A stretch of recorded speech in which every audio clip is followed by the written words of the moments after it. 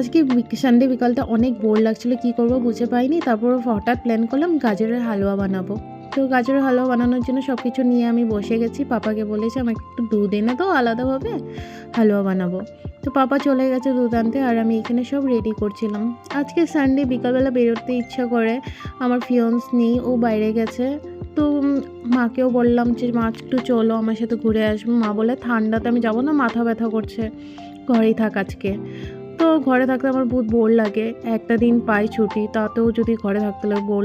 তো আমি বসে বসে ইউটিউব দেখছিলাম, ইউটিউবে আমি হালুয়া দেখে না আমারও খুব ইচ্ছে করলো যে হালুয়া খাবো।